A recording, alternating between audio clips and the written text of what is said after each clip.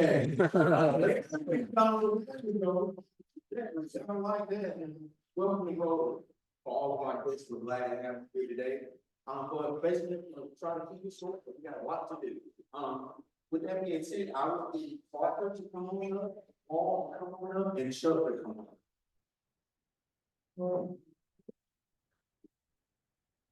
So you've got these three great children here that have decided to want to be part of the Golden Club today. But the first person I want to start out with, this young man right here, Parker. Parker is Parker has been anyone in North Carolina. Parker received his business administration degree in finance. It's his day. Go Wolfpack. Even though he's also received his MBA from Campbell University. It's down the street from right here. Parker is also a transportation manager at JB Hunt. Some of Parker's favorite hobbies is the golf. He loves fishing. I go fishing. I like ocean. Yeah, I know, right? It's peaceful. Hunting, exercising, and also likes to do some investing, but also loves to serve his church. And one interesting thing about Paul Parker, he loves his favorite basketball team, NBA team is the San Antonio Spurs. So give it up for Parker for his first reading. Is Paul. Paul Watson is also sponsored by Tommy Kilmer. Basically, Paul is married to his lovely wife, Amanda Watson. He admits that she is actually smarter than him, but they have two young boys that he says that, hey, I'm smarter than you right now. Paul received his Bachelor's of Science in Advertising and Public Relations, as well as his master's degree in Mass Media and Communication from Liberty University. I didn't Lynchburg. Paul is the founder of 1015 Communications. His organization helps people and small businesses with their online presence by creating content, providing brand messaging, consultation, which helps them also with their brand presence online. Paul also loves to use his expertise in helping the nonprofit called Zach's Toy Chest. Great job. Paul also loves to enjoy hiking, likes to do Lego bricks, drawing, and novels, but most importantly, Paul is a cancer survivor. He has survived in his late stages. But give it up to Paul. No.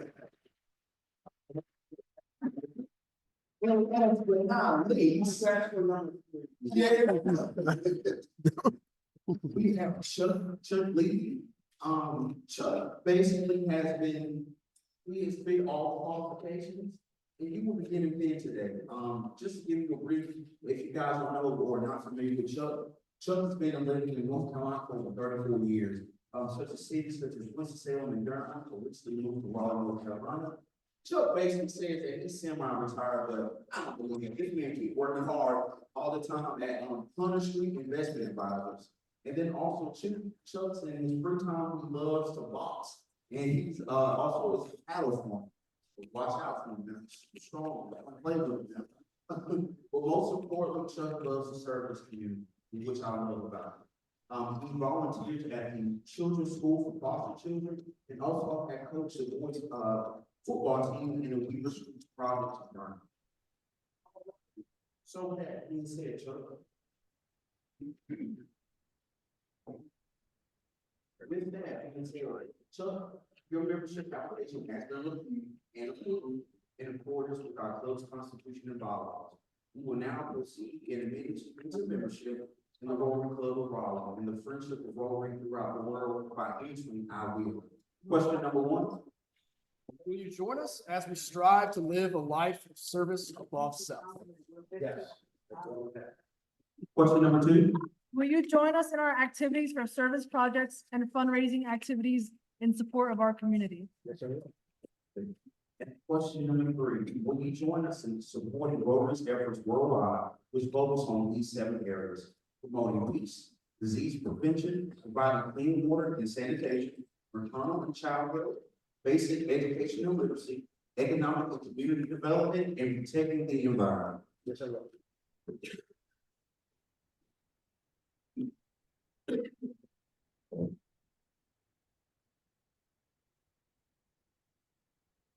I ask for all Rotarians, please stand up. And let's welcome Chuck Lee to the club.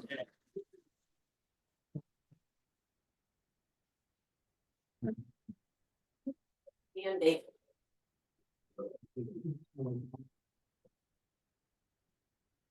Thank you. Welcome to Chuck and to our other incoming members. Soon, for those visiting Rotarians, I want you to go back to your club and mention that we introduced a new member last week, another one this week. I think we're thinking about one new member a week.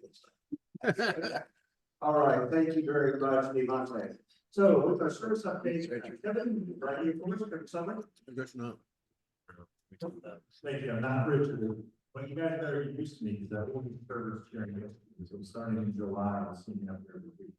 I want to give you a quick update. Richard and I are out there with Heather Hoopers. It's one of our members represents Dementia Alliance, those red buckets that are on your table. You have they had their annual walk for dementia out in Cary at Fenton Place. It was a wonderful event. If you didn't think of Fenton Place, I encourage you to go. That is a wonderful venue. It's only been there for 2 years at this time. But this is the first year they hosted it out there at that facility. I hadn't been to a charitable event. It's a great place to conduct an event. So it went very well. There's a picture of us. Coming up in May, though, there's a challenge. You guys are Rotarians. I'm sure you've all heard of the Kiwanis Club. Well, we've challenged the Kiwanis to a Rise Against Hunger. Now, little background, Rise Against Hunger used to be called Stop Hunger Now. It was a gentleman named Ray Buchanan, who was a member of the Raleigh Rotary years ago, that started this organization that has grown to be a worldwide hunger relief organization. So we have some skin in this game, not only as Rotarians, but as a Raleigh Club, because we need to support the organization. Ray was a we need 50 volunteers. The good news is 25 have already signed up, so you better hurry up. There's a link and an email that Linda sent out on Friday. And I encourage you guys, this is on Mother's Day weekend, Saturday, 2 hours in the morning, 9:30 to about noon. And I'd love to be Kiwanis Club. You guys really don't want to hear me come back and say, you know, we lost the Bellring Awards at the Ferry Club this year. I really don't want to lose a Kiwanis Rise Against Hunger. So please don't. Thank you. Yes, again, you'll be our circuit chair next year, so looking forward to having you here. So, sometimes it's fun to be part of Rotary, hopefully all the time. Sometimes it's extra fun and looking at a golf tournament, and Pete Chacon is going to tell us about that. Pete, come and give us an update on what we do golf.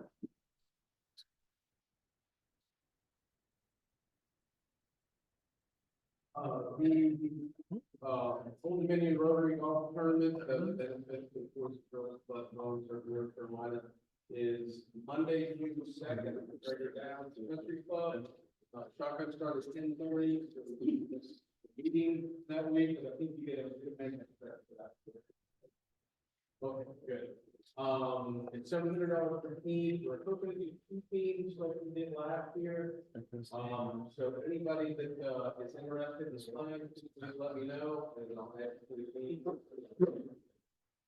We haven't had this in by game.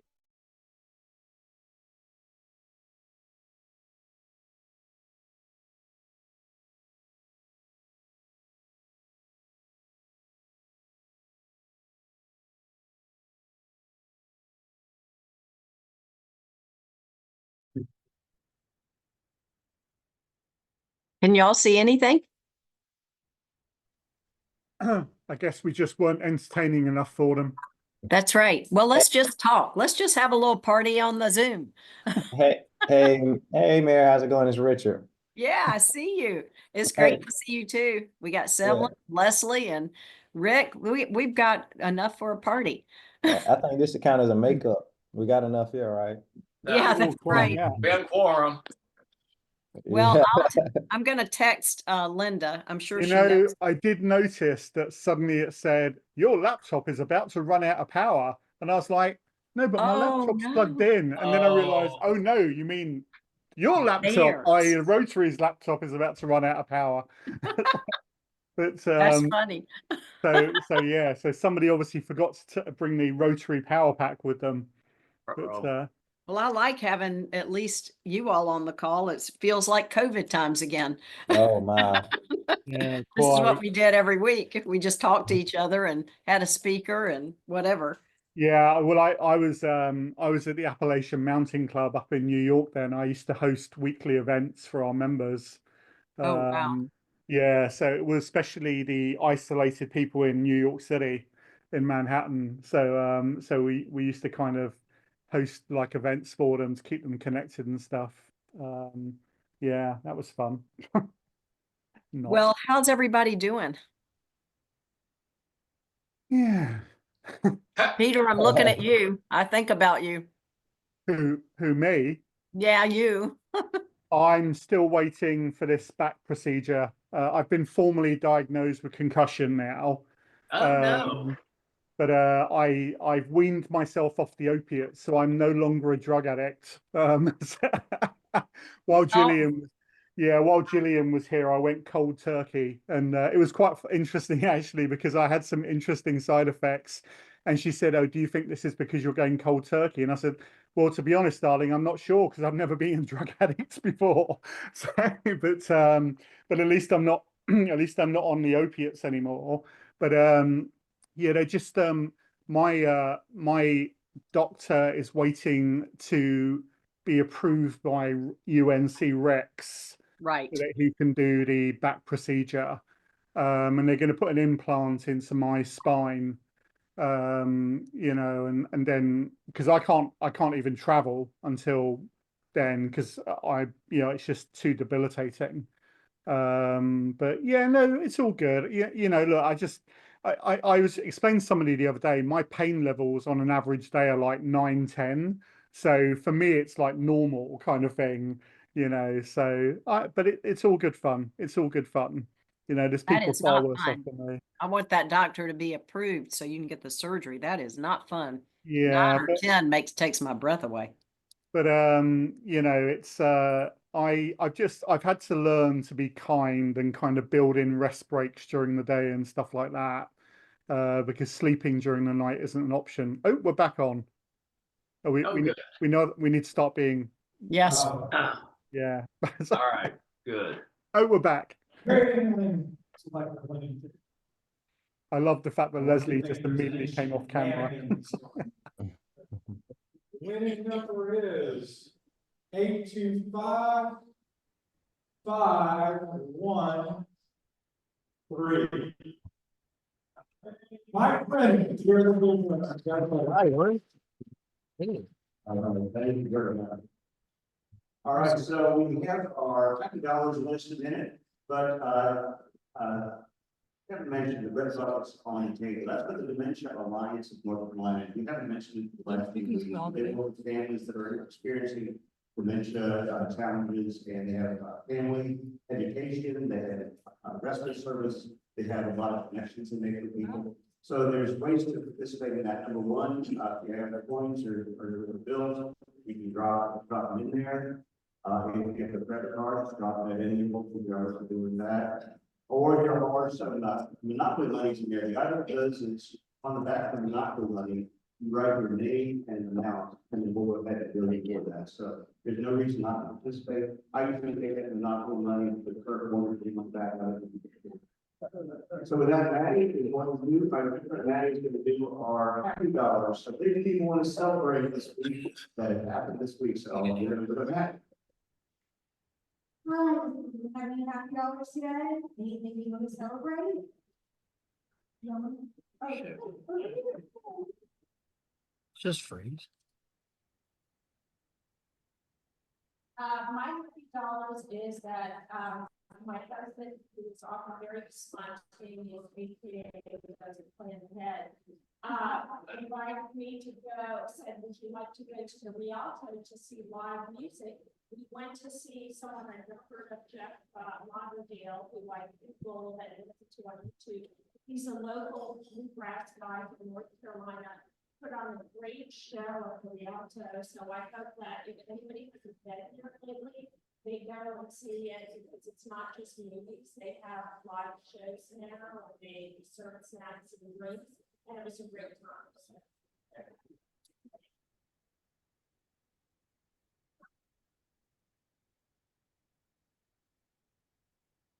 I was going to salute the interstate baseball team. This year, this weekend, at the bad.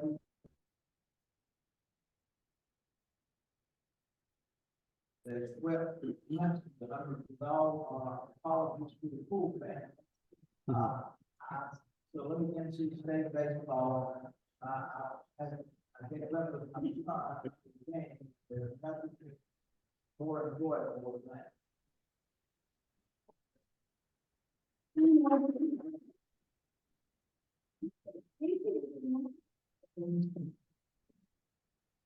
All right, thank you, Patty. Well done. I have one more dollar. This is for club member Surrey Roberts. Surrey is a good friend of mine and a mentor. He's always challenging me, very strong in intellectual pursuits, books to read and things like that. And I finally got up on him once. He sent me a book recommendation via email last week. He said, this is a very challenging book. It's very important. I said, Surrey, I just finished it last week. So for one time I had to Surrey. So that's what I got.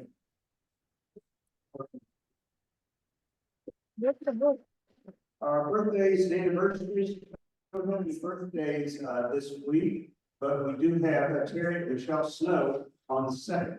And this gives me an opportunity to make a correction. I don't know if Terry's here today or not, but if you see him, I made a correction. I made this statement a couple of weeks ago. I said, Kevin is the only other engineer in the club besides myself. I'm wrong. Terry is an engineer, a very distinguished engineer. He's a professional engineer. Terry used to work for him, reminded me of that. So Terry Snow is very much an engineer. So if you see him, please tell him I made it. All right, upcoming programs. We have a really exciting program, and I encourage all our listeners to come back next week. It's going to be a lot of fun. We have a vocational service leadership award that we got at this club every year to member of the community who is not Rotarian. And this year it's going to be Ira David Wood III for Spring Christmas Carol. Well-known Hollywood actor, director, playwright, and whatnot. And so we will be presenting him with that award, not for his theatrical work, but for his community work. And then Jose Salado will be here talking about AI from a technician standpoint, but we're able to be in a level that is very understandable to the layperson. And then Dr. Christian Phelps from NC State will be talking about the impact on society. And it's going really fast. I just encountered some new AI tools, and it's pretty amazing what it does now. And then we'll have no meeting on Memorial Day, and then we have a two-part meeting. Richard Avery will have the Girl Scouts that we supported for the four-way test, and then we'll be presenting the essays and academics and the challenges that the four-way test helped them overcome. And then Shakina will be giving us a presentation that she has carried around the district on how we can be more inclusive in our membership of Rotary. It's a really useful tool to do with that. So we're calling that Moving a Bigger Rotary. So with that, I'm going to turn over the program to Dr. Watkins. David and England heard what the program discussion. I put one of his arms in so he can make the introduction. So Dr. Watkins, please introduce us. You know, I don't know if that's completely true. I think Eric thought he could beat me in arm wrestling because he went ahead and created his own introduction, right? So, there are a few things in our society that are more important than education. In fact, I can think of a few clearer instances where we invest in our future, right? Which is why it has been so important that I was able to serve on the Youth Outreach Committee. But more importantly, it's why it is such a tremendous honor that I am able to serve on the advisory board for the Public Education Forum of North Carolina. For nearly 40 years, the Public School Forum of North Carolina has served as an indispensable and nonpartisan champion of better schools. We bring together individuals and institutions, business, education, government, to study education issues, develop ideas, seek consensus, and ultimately inform and shape education policy. Now, we have the pleasure, the honor, and privilege to hear a presentation, and we have Dr. Marion Wolf, who is the executive director of the forum. But Marisa Bryant will be delivering the remarks today. Marisa Bryant currently serves as a consultant with the Public School Forum, having served on the forum staff previously for 5 years. She brings over 25 years of experience as an employee, board member, and volunteer in the nonprofit, faith, and education fields, including service as president of the Junior League of Raleigh, president of the Save Child Board, and chair of Church Council of Edenton Street United Methodist Church. She is a proud product of Rockland County and Perkins County Schools, forgive me. No, you should. You need to come up here and give us the correct pronunciation. With that being said, Rotarians, please join me in a round of applause for Marisa Bryant. We like to play on people. Now, are you from North Carolina? Yes, I am. Okay, all right, great. All right.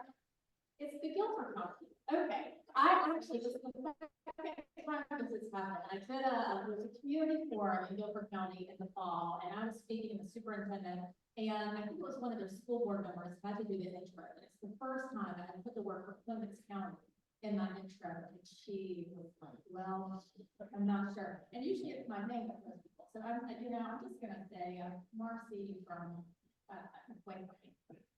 anyway, wonderful to be with you all today. And yes, we do have our executive director and love here today. We sort of touch her as because, as I probably don't have to explain to you all, we are in a very busy season when it comes to public education. You think about what's happening with our legislature in session, it's budget season at the state level, it's budget season at the local level, there's a lot going on federally. So I do a lot of these presentations for Rotaries across the state, for local chambers, but luckily, Marianne is here, and we're gonna have some Q&A time, and so we'll both be available for answers. So a little more context. So I am a product of Rockingham County and Perkins County School. My parents retired as educators at Johnson County Schools. I have a middle schooler and a high schooler here at Lake County Schools, and came to Lake County about 20 years ago because my husband took a job at Smith Anderson. So the Smith Anderson people are definitely going to have to behave today. Yep. All right, so the forum has, as we heard, been around for about 40 years. We're not just here. Okay. Oh, yeah. So the forum has been around for about 40 years, and is it fine if I move around? The forum has been around for about 40 years, and has always been the voice of public education. A lot of it in service to education decision makers, whether it be school boards, county commissioners, legislators. A lot of folks knew the forum as creating and housing and teaching wellness curriculum, which we have for decades. What we have been trying to do lately is also be voice of education through the broader probably one of these public public. We know that in district after district, whether it be rural district, urban district, really tough decisions are being made about how you spend your local dollars. How much of it is going to go to your local school, knowing that it's competing with a lot of other needs. So we're here to give sort of a statewide perspective. Who makes what decisions when it comes to public education? Who funds what when it comes to public education? So that it gives a little statewide context when you are reading local reports about what the county commissioners, the school board, and funds about our budget. So we're going to concentrate today on the roles of public education and finance, and then we're going to hopefully have some time for Q&A. A lot of times with these, I try and give time to things like teacher pipeline. We're going to need to run through this stuff, but if you have questions about any other issues at the end, we will try and cover. All right, Thank you. all right, let's talk about who our students are.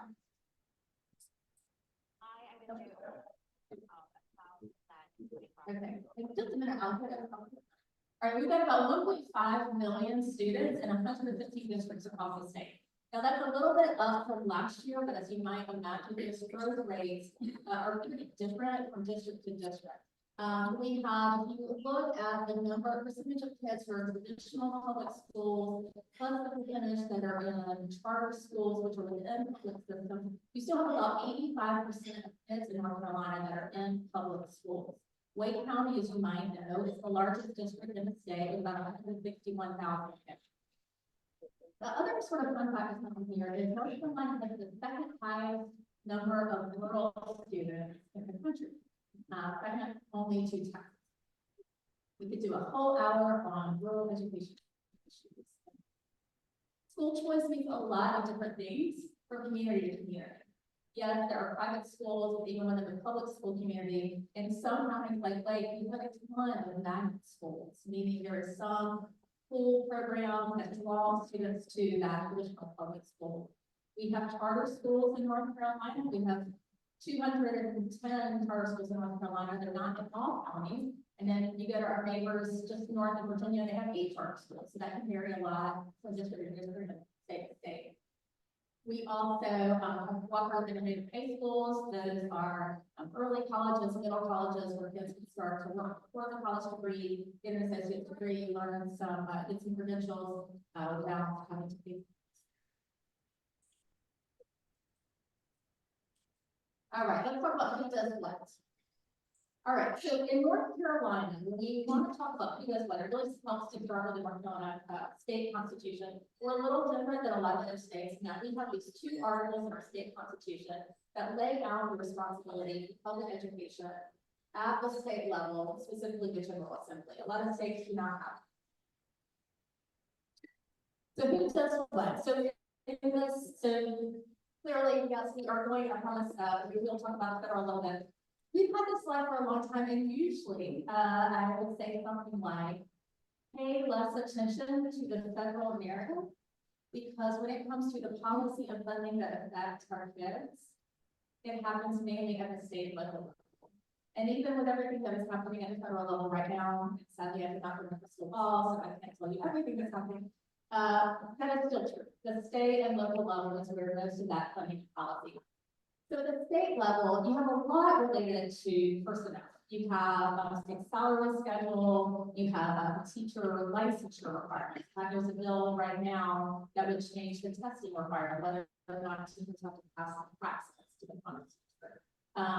Certification of licensure standards, testing policies, performance pay, and then on the local responsibility, there's a lot related to the stuff, the construction and maintenance of our buildings, student transportation, hiring personnel. And we'll talk more about that when we get to the finance. All right, so let's talk about the different roles of some of the actors when it comes to the state level decision-making education. So the General Assembly, again, has the power of the purse. They are allocating the money, the majority of the money for our schools. We'll know more about in the finance section. They also create a lot of legislation. We have seen, I think, 130 pieces of legislation that were filed this year that are related to K-12 education. They also, we're seeing more and more policy put into the budget process as well. The State Board of Education sets overall state policy on education, curriculum and standards, teacher licensure, testing and accountability. They manage the distribution of education funds, but they cannot allocate them. And then the Department of Public Instruction sort of takes marching orders from both the State Board and the General Assembly. Technically, there is also a 4th actor in North Carolina. It really doesn't matter who is in power in terms of party, who is elected as governor. They have what is considered a weak governorship, meaning the power over public education is just not that strong at the governor level, no matter who sits in that seat. So right now our governor has veto power and can put some priorities within his budget presentation, but at the end of the day, it doesn't have a ton of control over our. All right, this is as said, we have 130 education bills. You can certainly ask us about them. We may not have all 130 that were filed memorized yet. We're getting close to crossover deadline, and then we'll have a little better sense of what actually is going to happen. We also have a middle of budget season, as I said, and so we have, the state, we have the governor has already put up his budget proposal, the Senate put up their budget proposal. In late May, we'll get the House's version, then we'll get a conference committee, and then hopefully later in summer, we'll get a budget. Let's see. It ain't even a vote without it now. And just to point out something at the beginning.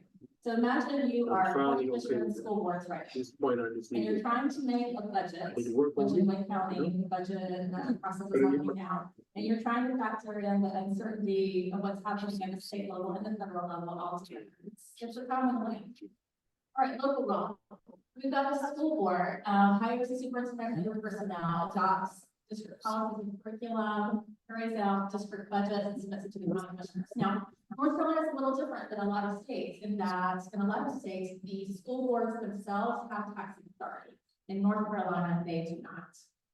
Superintendent carries out policies set at the state and local level, manages central office. County commissioners, very powerful force when it comes to public schools in North Carolina, because they do have a taxing authority and they can approve or deny the budget that's put forward by the commissioners.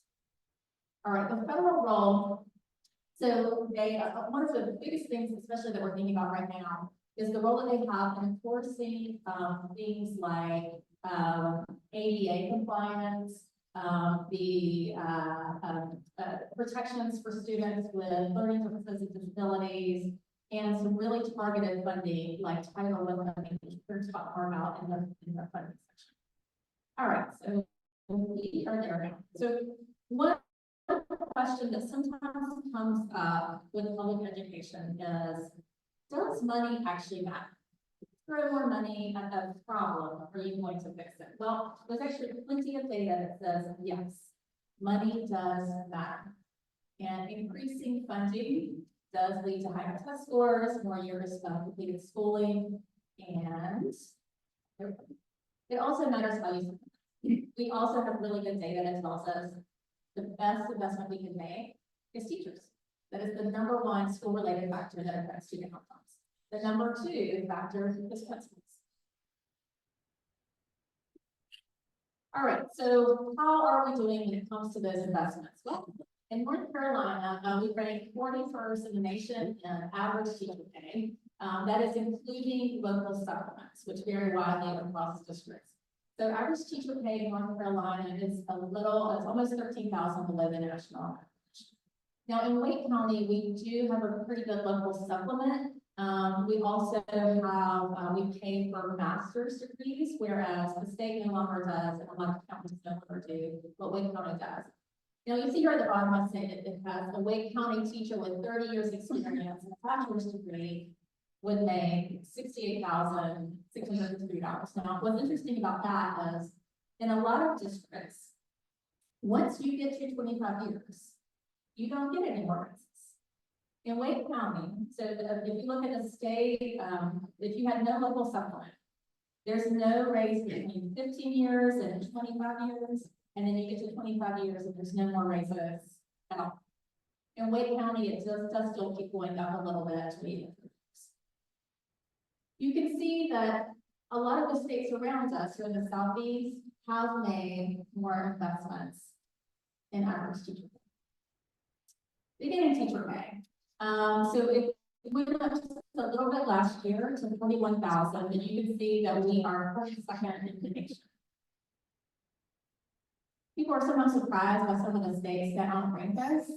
Arkansas, Alabama, South Carolina, and I have to say this is, I was talking to someone who just told me that the new NEA dollars are coming, or the new NEA numbers are coming out. So every year we're looking for this report that compares teacher pay across the country. I think it comes out tomorrow. Yeah, so new numbers coming soon. But I know that South Carolina already invested more last year, and they are talking about increasing again this year. So we're not going to outrank South Carolina. That's the least numbers. All right, let's talk about who funds what. So again, at the state level, a lot of personnel.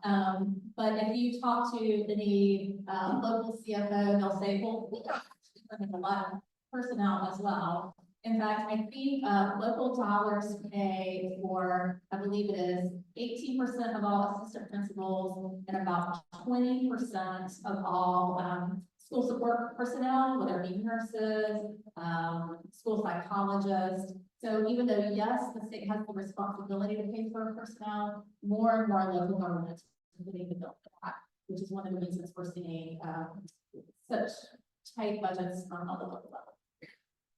Local governments are responsible for capital improvements, for capital expenses, whether it's building new buildings or carrying buildings. One thing that we're seeing in this new Wake County budget, even if the county commissioners were to approve the pretty sizable increase that the superintendent is asking for, it will still mean cuts to personnel because we have almost, I think, $60 million in new expenses related to opening new schools. Now, if any of you have been involved in any building projects over the last few years, have building prices gone up? So unfortunately, public schools are in no way immune from rising costs, from everything from building materials, the food in the cafeteria, transportation costs. I was with a group in Rutherford County last week where they have this amazing program where they have a person who has paid for his own position by finding energy cuts for their school system. And so they have this wonderful chart that shows how their energy use has gone down based on some of these really innovative programs that he has created in the system. On the same chart, it shows how their energy costs have gone up because they are not immune for rising costs. All right, and then the federal government again is responsible for a lot of targeted funding, like Title I for lower income schools, COVID relief we're gonna look at in a minute, and programs like school lunches. All right, so here you can see that the state does pay the bulk of funding for public education in North Carolina, about 57%. And that is with COVID funds included last year. With this one, you can sort of see how those federal dollars showed up. Before COVID, we were at about 10% in federal funding. Then it went up to about 20% statewide, back down to 17%. All of that COVID money had to be used by September of this past year, unless they were granted some sort of special exception. So now we're back down to about 10% average on a national level, on a state level, in terms of how much federal funding we have. That varies really widely between districts. In Wake County, we're on the lower end, so we get about 9% of funding. No, actually, we get about 7%, I think, this year in funding for federal sources. There are some federal ones that get upwards, closer to like 20%. All right. And this sort of shows you just how much money we're talking about. If you're not including lottery money and some other sort of extra money, we have about 11.4 billion that is spent from our general fund on public education every year. The graph on the right shows sort of over the past 10 years or so, what percentage of our general fund has been spent on public education. It usually is somewhere between 38 and 40%. If you were to go back to say 1970, the state spent about 52% on public education. Okay, so every year there is a report that is done by the Education Law Center. It looks at every state's GDP and then looks at how much they are spending on education, including local and state money. And from there, they rank state, and they also factor in cost of living. From there, they rank states on how much effort they are making at their schools. As you can see here, North Carolina ranks 49th in the country in effort and how much we're spending on our public schools. You can also see here, this on the left shows how much we're spending per pupil. And on that metric, we rank 48. So one example, some people think, well, okay, but I bet in Wake County, if we were looking at, say, Wake County and some other similar counties, it's probably not that different. So Wake County, it's, you know, between $9,000 and $10,000 that is being spent in state, local, and federal money per pupil. if you were to look at Fairfax County, Virginia, which has a similar size school district, they're spending over $17,000 for students. Dallas has a similar size district. I think they're spending about $15,000 for students. So we're, even if you count local and state and federal money, we're just not spending that much per student compared to other similarly sized districts. All right, one thing people do tend to ask about is, where did that lottery money go? We had all that talk about the lottery. Where's that lottery money? There is lottery money. One thing to always remember, if you were in North Carolina when the lottery passed, you probably remember. The idea is that it was always to be supplemental. Not supplant, but be supplemental to the money that we're already spending on education. So some of this money that's on the chart has to do with pre-K or scholarships for higher ed, but we're still spending, if you take this out, about 800 million. We get about 800 million in lottery revenue every year, and here you can see what Wake County is. About 62 million, but that also includes some pre-K and some college scholarships. So yes, there is, and you can see that a lot of it is from school construction, which is helpful. We have not had a stabilized school bond since 1996. But again, this was always meant to be supplemental and not. All right, so we know, so North Carolina did start having a program for public dollars for private schools back in 2013. We actually have two programs. So sometimes when people talk about vouchers, it's really helpful to just know what are we talking about. We have the Opportunity Scholarship Program, and then we have ESA Plus accounts. Opportunity Scholarship is the one that is open to anyone. There is no, as of last year, there is no income cap, so you could be a billionaire, you can make $5,000 a year, either way, you are eligible to get an opportunity scholarship for your child. The ESA Plus account is only for students who have learning differences or disabilities that can be used for either tuition or physical therapy, speech therapy. So you'll see last year when that income cap was lifted, we saw this program change drastically, especially in Wake County. Wake County has been super interesting to watch. Before, you might remember back in November, there was a vote at the legislature about whether or not to clear the waiting list of families who had applied for vouchers that had not been able to utilize them because they had only gone to the two lower income tiers apply. Once they voted to clear that waiting list, Wake County went from having about 2,800 students that were being served by Opportunity Scholarships to over 10,000, because the majority of families who are utilizing them here at Wake County are in the top two income tiers, meaning are making above $115,000.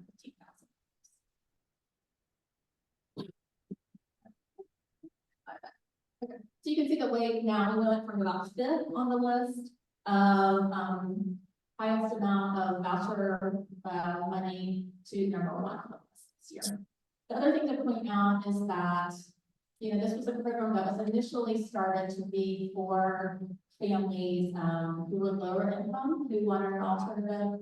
But what we saw this year is that the families who are in the lower two tiers of income, only about 30% of them were able to utilize these scholarships, and that could be for a lot of different reasons. We have 11 counties who have no private schools whatsoever. We have a lot more that either have only one school, or maybe if your student has learning differences, they didn't have a service for that school. Maybe there's no transportation, maybe there's no school lunch that's provided. Maybe you're in a state and the only private school that's nearby. So a lot of families, or this the cost for that school is $25,000 a year. That $7,000 voucher is not necessarily for students. So we'll see if anything happens this legislative session on that. Okay, the lead funding, we're going to do 3 rounds of the lead funding, and all of them have included some money for schools. We expect to see more hopefully this session, either within the budget or in separate legislation. One question I get a lot of these is, why are school supplies so much? We have seen the state budget, the line item related to school supplies, go down quite a bit. And so if you're a parent and you keep buying things, you are not just making things up, we do have the fourth highest teacher out-of-pocket spending in the nation. The public school forum has something called the local school finance study, where you compare what your local government is spending on education and compare it to other counties. So it sort of looks at how much revenue are y'all bringing in, how much are you spending per pupil, and you compare it to other counties. You can see the relative funding effort number for Wake County. We ranked 72nd in the state. Now that doesn't tell you, okay, what else are we spending money on? So you can still debate, well, we have these needs compared to other counties, but helpful to look at as we're in this budget season. We can see here that our top 10 counties are spending an awful lot more a lot more real estate wealth per student, and they are spending a lot more per student than our lower income districts. Speaking of local spending, county commissioners, as I said, are very powerful workforce when it comes to public education spending. And this year, for the first time, they have a legislative priority, which they draft legislative priorities going into every long legislative session. This year, of all the county commissioners across the state, each county has one delegate. They vote on their legislative priorities for the long session. Of all the things in the world, county commissioners are worried about and thinking about, their number one legislative priority is related to pay for school system personnel. This is what district after county after county after county is feeling like they need more help on from the state. Right here you can see federal funds that were received in North Carolina, not including COVID dollars last year, is about 1.2. Again, a lot of targeted programs like Title I, child nutrition programs, and the IDEA dollars for students with here, I know I'm running out of time. COVID dollars, again, we talked about it had to be used by this past September. The vast majority went to salary benefits. So again, in Lake County discussions, you'll see that when they are discussing some of the cuts to personnel, some of it was personnel that were hired with COVID dollars, and COVID dollars were no longer there, and local government can't support it anymore. Or we know that there has been some federal funding cuts, and then a lot more. You know, there's been a lot of executive orders, or we're just waiting to see, okay, how does this actually flesh out? We know one of the things, the first cuts was in teacher training programs. Here in Wake County, we had I think an $11 million cut in a teacher training program that helped modernize recruitment of teachers and had reduced teacher vacancies by about 40%. And in the schools that were partnering in it. We had a few districts that still had some COVID dollars they were using for construction programs or projects, and there was some delay, whether it's in materials or when they could start construction. They had been told that they could keep using those COVID dollars this year to complete those construction programs, but unfortunately those dollars were pulled back. Okay, I think I already touched on one of these things, that schools are not immune to rising costs, and it's one of those things that doesn't seem to come up in quite enough conversations. The other thing to point out is that every issue in our community, whether it is our affordable housing crisis, whether it is mental health care, whether it is mass incarceration or drug abuse, every issue a community has shows up at the schoolhouse. And we expect the adults who are in that building to care for the kids that show up with whatever issues, whatever weight is on their shoulders.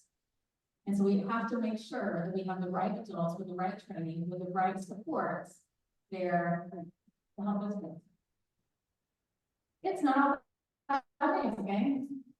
All right. Again, I have a parent of two kids, middle school and high school, and I have been blown away by some of the programs, especially in high school, the partnership in the community college system and the high school, the credentials that are offered while you're still in high school, We have, again, it was another county the other night. There was a kid that spoke, to their county commissioners. He's taking a carpentry class and going home every night and building a house with his dad. Now, the house that I lived in when I grew up was also built by high school students. We know that we have a massive need for whatever skilled trade you build houses these days. We have amazing programs, partnerships with our K-12 schools and our community colleges that we just need to keep investing in because there's some really amazing things happening. We are also, the kids are able to get some college credits again without paying for them through our total enrollment programs.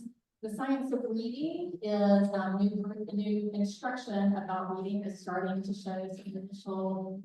It'll be a few years before we have really strong numbers on it, but it's looking like some good numbers at the beginning.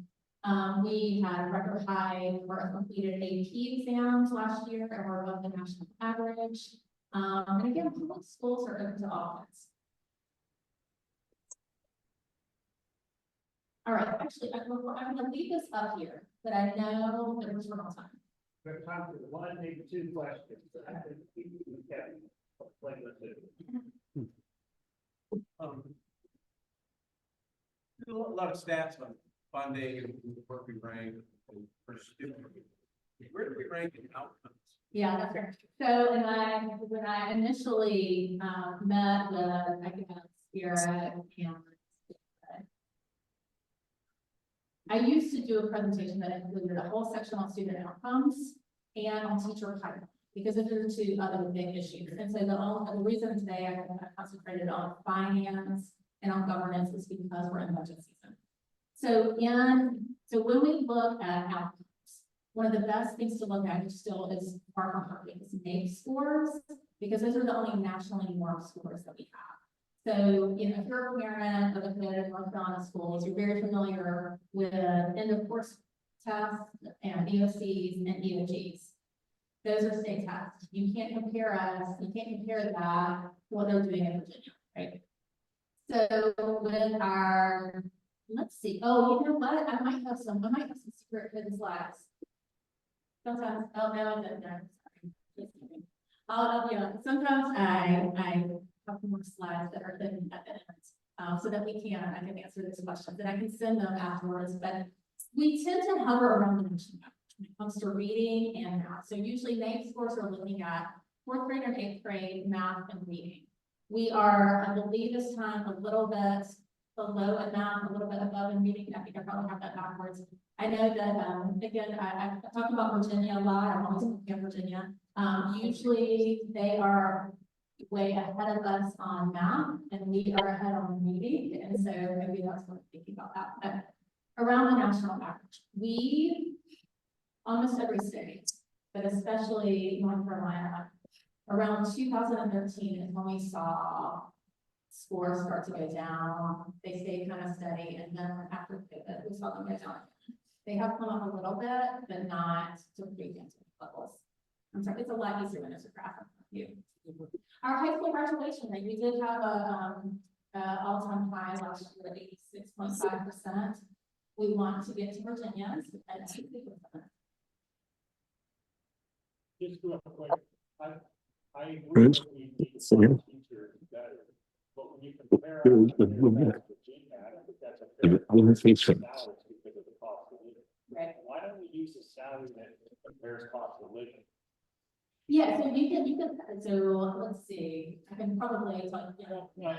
Yeah, and I would say, I'm the brand for that. Per rent is actually not far off, but it is different, but it's not. But it's a great point though, I just want to say like that. Very.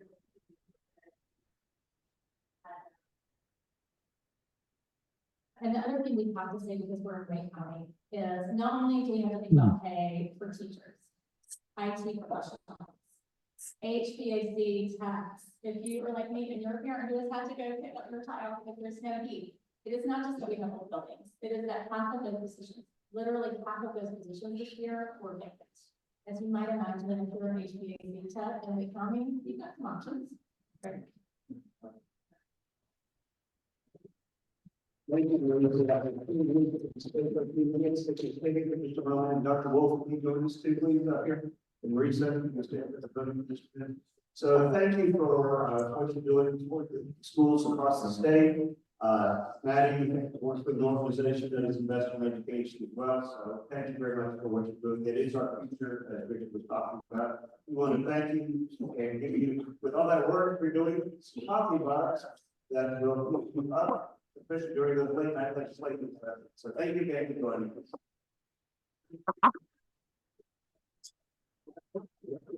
And Marie's gonna be a good idea to check before you left. That would be a good addition to your work program. All right, so,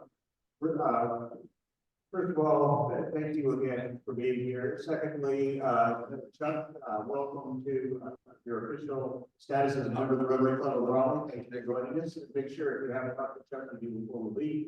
And then with that, all Rotarians can please rise. The things we say and do is true. It's fair to all concerned. We'll build goodwill in our friendships. We'll be beneficial to all concerned. All right, next week we'll have. Yeah. Thank you. I'm gonna hang out here for a second.